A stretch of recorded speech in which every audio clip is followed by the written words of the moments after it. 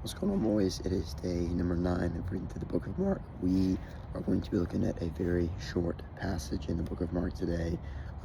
Chapter 9 has a couple of different sections that explain more about Jesus' teachings and encounters that he has with his disciples and the people that are following him.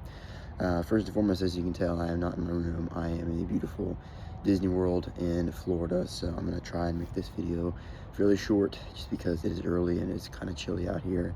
But I hope that this message encourages you for this morning and for your weekend. Hope you have a great start to your Saturday morning. So I'm going to look at a story about a little boy who's possessed by a demon, and Jesus encounters him. He actually encounters the boy's father first, and this is a conversation that he has with the father first, and then he performs a miraculous miracle on this child. So this is verse 21 through 24. I'm going to have to adjust here. I'm having to hold my phone with my hand here. Jesus asked the boy's father, "How long has he been like this?" "From childhood," he answered. "It has so often thrown him into the fire or water to kill him.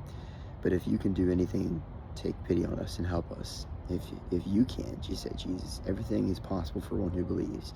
Immediately the boy's father explained, "I do believe. Help me overcome my unbelief."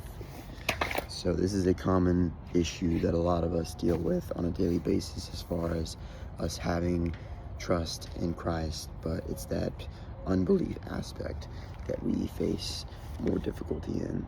So I want to read a little footnote from our Harmony of the Gospels book about this particular passage, and I hope it encourages you. So it's in about verse 24, and it explains that faith and unbelief are not mutually uncommon in particularly Mark's Gospel. So this is something that actually occurs over multiple different Gospels.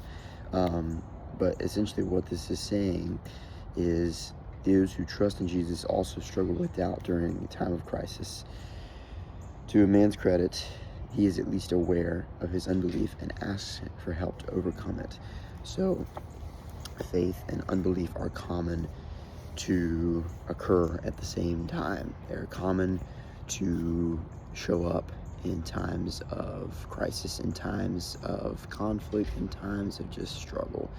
But I think the best thing we can do about it is address it, share it with those who we are around with, and then we begin to understand how we can move forward from that.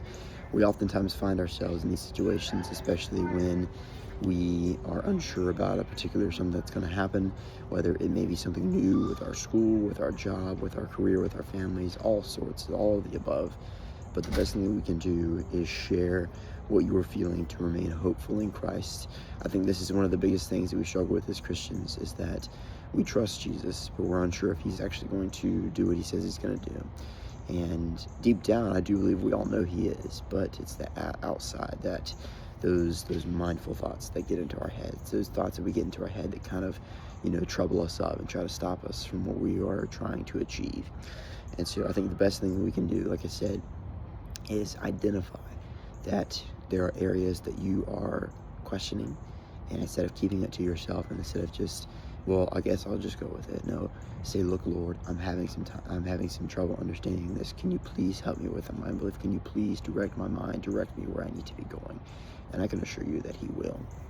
So that is today's message. I'm going to go ahead and read the daily prayer, and we will go from there. So our daily prayer, we are in the book of, let me get my book open here. We are in the book of Psalms, chapter 84, verse 5, which is titled "Trapped in Love." And it says, "How enriched are they who find their strength in the Lord, within their hearts and highways of holiness. You are all I need, God. I keep telling myself this over and over again. Drum it to me, so I am not dependent on any other. I believe that you can make me a better man if you can help me to accept that I am and can live according to your word.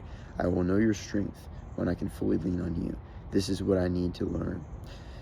This is what I want to learn. You know it is not always easy for me. I am a confident man, capable of in many ways. You have made me like this, but despite that, you call for me to depend upon you. Help me, Jesus." So I think this prayer kind of ties very well with what we were just talking about this story.